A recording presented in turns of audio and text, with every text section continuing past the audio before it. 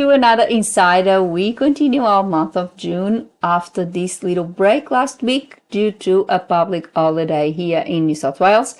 And we continue talking about something that can be culturally related in the world of translation, which is being a consultant for our clients. Should translators be consultants? Should we advise our clients about their applications or whatever they might need with certain bodies? Let's see. Come with me and let's talk about this. So, if you work in translation, and definitely if you work with certified translations, chances are you have already encountered this problem one way or another. It is very, very common. I would say within the Portuguese community is extremely common. But I think this is one of those issues that might or might not be culturally related, because of course, since I do translate into Portuguese, sometimes I do deal with English speaking people, with people that obviously are not Portuguese, are just applying for things to Portugal, and the same type of questions and the same type of thing happens. So I think this might be a common occurrence across the board, and it has really not a common or a direct relation with the culture or the countries that you are working with. I'm talking about consultancy. For example, if you are dealing with a client, and this is, as I said, very, very prominent with certified translation. Certified translation, we usually do this type of service for people that are applying to certain documentation or certain things with a specific government, depending on the language, obviously. In my case, with the Portuguese government, and obviously those translations need to be certified, and because they are aimed to an authority. But of course, sometimes if you are within Australia, some companies, some bodies may actually also require certified translation. It's a common thing, especially in Australia, where we have NATI, and we have this layer of regulation that helps clients to choose certified translators that will guarantee quality and, of course, skill. So it's quite common that, of course, and who has never been into this situation before? You are trying to apply for a visa, a citizen's card, whatever you might be. You might trying to extend your business abroad, and you need applications, you need some documentation in order to be able to do business with that country. So of course you go and you contact most probably the consulate of that country in your own country, and you try to know what avenues do you have, what do you need to do, etc., etc. And we all know that sometimes dealing with consulates, dealing with authorities is not always easier, and is not always straightforward.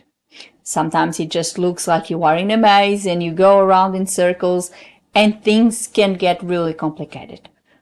Throw a different language in the mix and it can get daunting. I do get that, and I always get that from a lot of clients that are non-Portuguese speakers, and they simply don't understand, because I am Portuguese and sometimes I don't understand it myself. So I do get that, and I do understand the difficulty of sometimes dealing with these foreign authorities and require, know it exactly what you need for your applications, your documentation, what do they need, what exactly are the procedures. I know that, and I am fully aware that it happens all the time with the Portuguese authorities. I get clients asking me questions all the time. The problem is, are we equipped to answer those questions, or should we answer those questions? Well, my answer is no. We, as translators, are not consultants. We do not work for those authorities. We do not work for those bodies, and therefore we cannot represent them. We cannot represent their practices, and of course, we won't be the best equipped professionals to advise our clients on what to do. The reason being is, of course, if you are going to, let's say, advise, this is what you should do for a certain document that you need to obtain. I'm going to take the Portuguese consulate as an example because it's what I work with most of the times. And you say, oh, okay, for this document, you need to do such and such, such and such. The client goes ahead and does it the way you do, or the way you advise them to do. But for some reason, there had been changes, and this happens frequently, there had been changes in the consulate, and when they get there, whatever you advise them to do is wrong, and they are asked to go and do something else entirely that will cost them more money. And then they will come back to you and say, oh, well, you advised me to do this. Then I got there and they told me it was all wrong and I need to do this all over again. I need to spend all this money. So what you thought you would be providing good customer service for your client, it's actually the opposite, and got them into troubled waters. So it is not appropriate. You don't know the regulations. You don't know the latest regulations because obviously you don't work with those authorities. You don't work there. You cannot represent their practices, their rules. So you basically, just because you have done that job before, just because you have translated so many documents for that particular authority before, does not mean that you are aware of their latest practices. So it would be a bad thing. Another thing is, if you do that consultancy, you are going against our code of ethics. The AUSIT Code of Ethics clearly states that we should not provide a consultancy service because of this, because this is what may end up happening, which is obviously damaging both for us and our clients. If you are assuming that a certain thing is done in a certain way just because it has been done so for a very long time, and then things change and your client ends up in troubled waters, it's your reputation that will obviously be damaged, because the client will always assume that, well, you just provided them with a very, very bad service. And, in some cultures, they may even think that you told them wrong to take advantage, and then they have to go back to you and pay for more money and things like that, which obviously I wouldn't even assume that you would do such a thing if something like this would happen. But again, we cannot do it. The best practice, and what I always do, and it has happened to me plenty of times before, where a client comes to me and they say, oh, I need this document translated. I just contacted the Portuguese consulate. They said I need this and I need that. Is this correct? And I say, well, I have no idea. I'm sorry. I cannot advise you on that. If you are unsure, I would recommend you to contact the consulate and ask again, and make sure you know exactly all the documentation that you need and all the translations that you need, so we can go from there. You cannot really tell them what translations do they need, what they don't, because it's not your call, it's not your business, it's not your job to do that. That is providing them good customer service. You give them the list of your services, what you can do for them, what services you can provide them, and they must be the ones making that call and making that decision. This is what I need, this is what I want to do. Of course, in the case of certified translation, I don't think there is many options out there. It's just certified translation, but you still have to tell the client, okay? You have to ask them, would you need certified translation? And they would say, yeah. But most of the times, in these particular cases, when you receive the email, the client already states, oh, I need this for, in my case, the Portuguese consulate. I need the translations, NATI translations. Obviously, sometimes the clients do not going to refer to it as certified translation. They will just say a NATI translation, or I need a NATI translator to do this translation. And obviously, you automatically know what they mean by that, which is certified translation. So this is what we should do. We should put all the cards on the table. We ourselves should ask plenty of questions about the project, where it's going to go, what do they need, etc., etc. So we know exactly what type of service we can offer the client, but they are the ones who make that decision. They are the ones who choose the right service for them. So this is something that I always tell my mentees, of course. I always tell them not to do it. Again, I think I have done a few articles and videos about this as well. I decided to bring this issue again because it is something that is very important and something that it keeps on happening. And it will keep on happening because, of course, if you try to put yourself in your client's shoes, it's something that it's obvious. You are trying to do some business in another country, go for an application with another country. You may not speak the language of the other country, and therefore there is that difficulty in communication. There's that barrier there. And then you are talking to someone who actually can make the connection between those two languages and those two cultures. And of course, your first instinct is to ask that person who also know the other culture, what do you think? Should I do this? Should I do that? Because it's just human nature. You know that person speaks the two languages, and of course, you may ask that person if they can help you understand and navigate to the system. The problem is that person, it's not qualified to do that because they cannot represent the authority you are dealing with.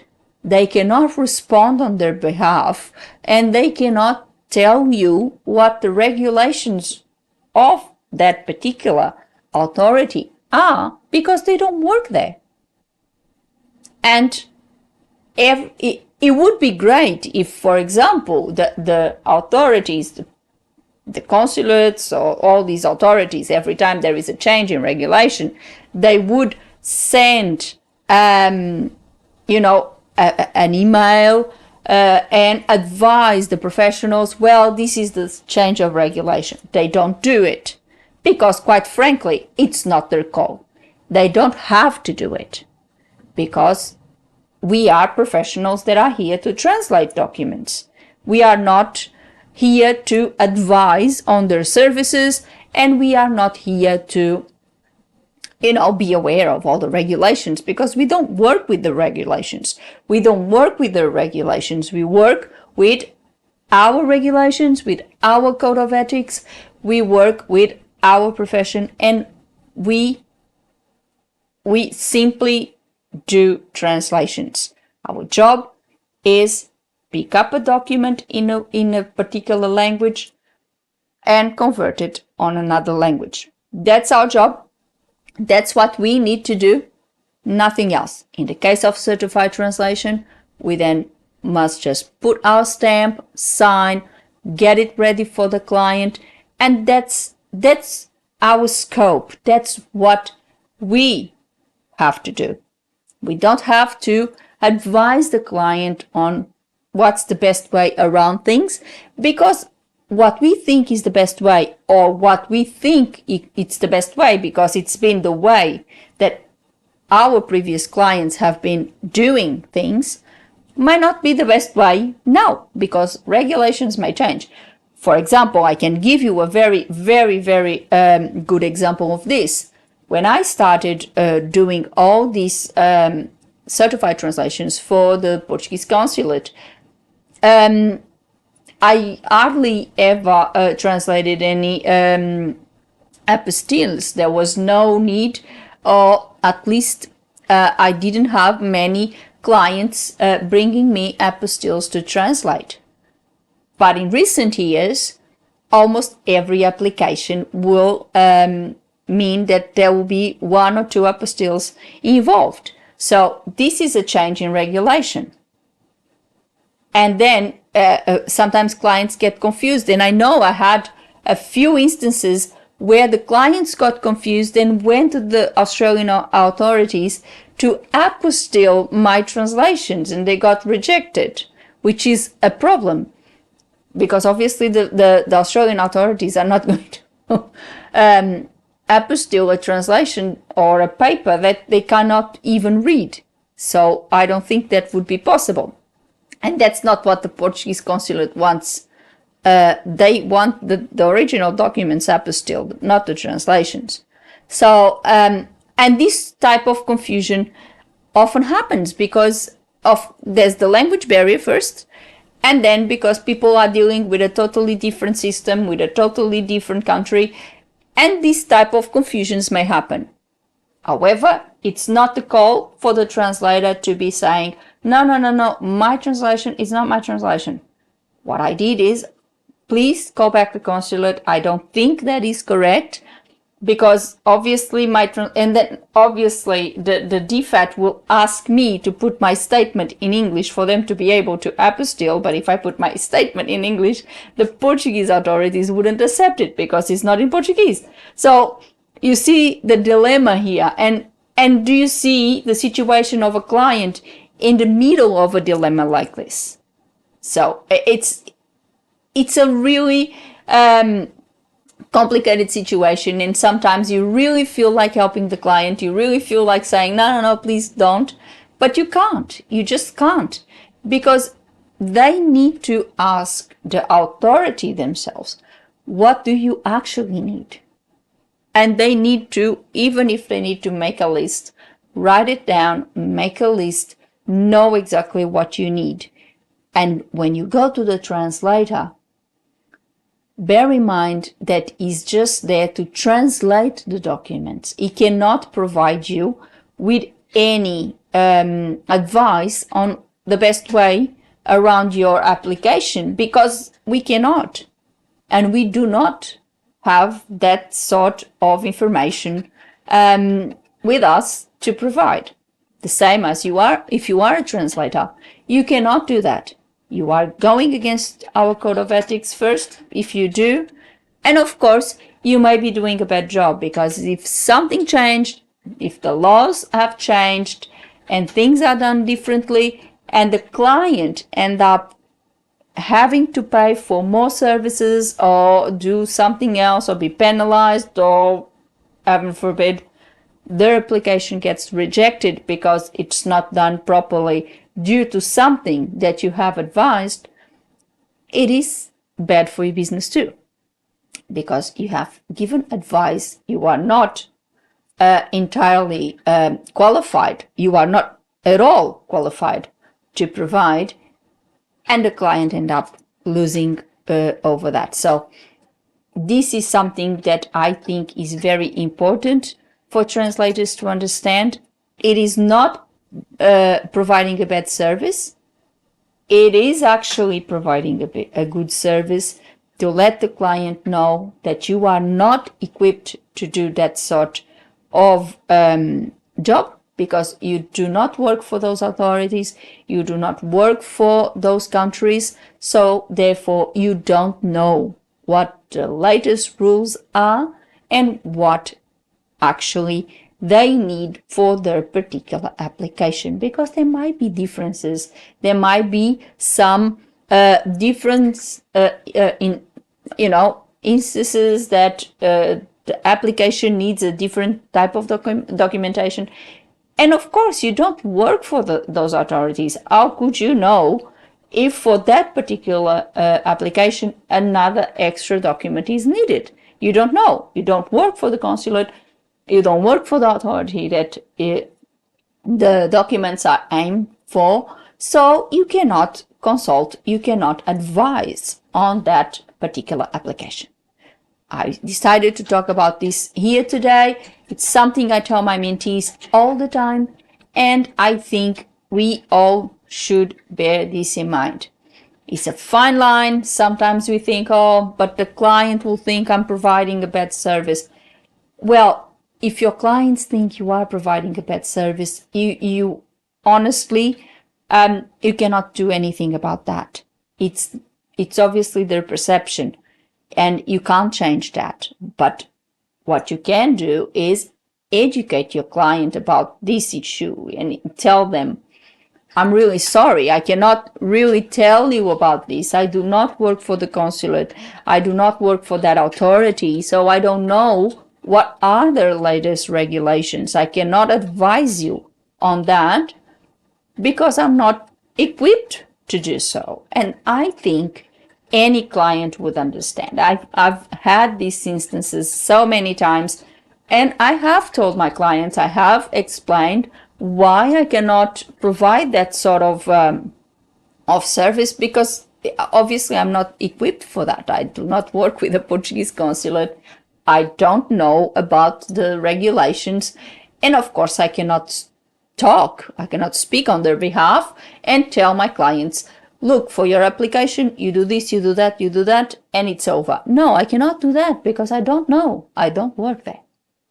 So this is what I brought you here today, because I think if we all have this understanding, and this is part of creating boundaries within our services, within our, our things. It's something that it's very important that we set these boundaries, we set these things.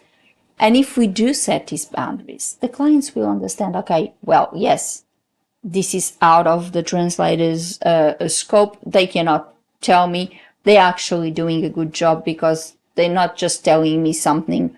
They're telling me, well, I cannot help you. I don't know. I think at the end of the day, the client will understand that obviously this is for the good of everyone, and they will go and ask the authority. So this is why it's important to bear this in mind all the time. And that's all for today. I hope you like this insider today. I hope it really brought this to your attention and help understand, if you are not a translator, if you happen to be someone that just bumped into this video and is watching my video, and if you usually require translations, or if you are in the process of getting an application to any authority and you are watching this video, I hope this helped you understand that when a translator refuses to provide any of this information, it's not because they are just providing a bad service, or they are being arrogant, or they are being difficult, or anything like that. It's just because it's out of their scope. It's out of their scope. They cannot help you. They cannot be advising you on things they obviously are not qualified for. If you are a translator and you are now starting your career, I hope this helps you navigate these waters. And if you ever encounter a situation similar to this, I hope it helps you navigate through it.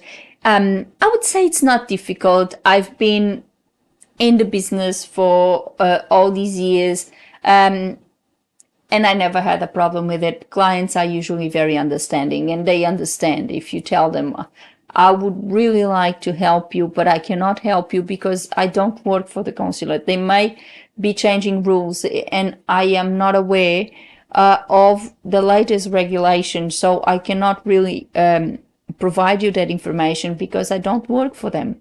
And they will understand that. My experience over the years is that the clients will be understanding, and they would understand that obviously it's out of your scope. It's really not your business. It's not your job to actually provide them with that information. So I would say communication is the key here. And if you communicate efficiently with your clients, and you tell them exactly why, you explain, look, it's not because I want to be difficult or rude or anything like that. It's out of my scope. If you just explain to them that it's out of your scope, that you cannot be responsible for giving advice on something that you are not qualified for, that you do not represent those authorities, you do not represent those bodies, and therefore you are not qualified to provide any advice on any application, because you do not know what are the specificities of that particular application and if you are going to provide good or bad information. Chances are you might provide bad information. We don't know. So I think good, effective communication, obviously show empathy to the client, because it is a case of empathy. You are empathetic with the client, and you understand that navigating through these sort of situation is never easy, and sometimes with authorities is a maze, and I know it is a maze, and you go around in circles, and they tell you you need this, and then they tell you you need that, and then they say, oh, but this and that, and you need also that and that. And you go around in circles, endless time wasted, endless calls, endless emails. Sometimes, and if we are talking about the Portuguese consulate, you know that sometimes not even answering the calls or difficulty getting your emails through. All of this is being criticism I have been getting from my clients over the years. And I know this happens not just with the Portuguese consulate, but I think everywhere, because I've seen other peers saying exactly the same thing about the authorities in their other languages. So I think this is something that it's kind of a common thing. So I think communication is the key. Empathy, obviously, we feel empathetic. We know how difficult it is, but adding to that difficulty, it's never going to be a good thing. And we must think that if we add something, if we give that, first of all, we are going against our code of ethics, and that's always a no-no. But secondly, if we add to that, we may be adding to that difficulty. We may be adding another layer of circle and spirals and things for that client that they don't need. So refer them to the authority, refer them to the place where those translations are going to go, and they can't go wrong.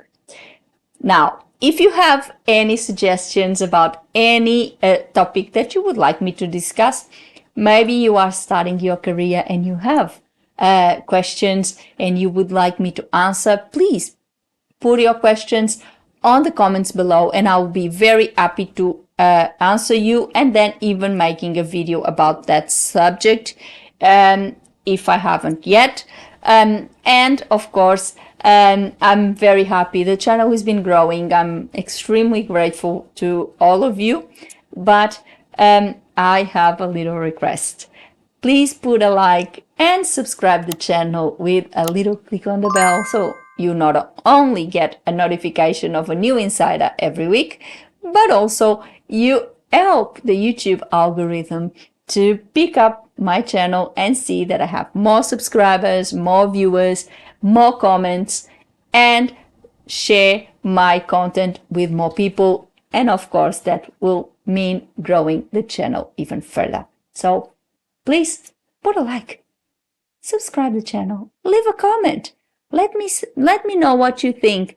Let me know what you think about what I just said, what we spoke about today. If you are a translator and if you're doing certified translations, have you ever encountered a situation like this? I'm sure most probably you did. And how did you solve it? What did you say? So leave your comment. Before I go, I would like to thank you all for watching. I'll see you next week. Thank you. Bye.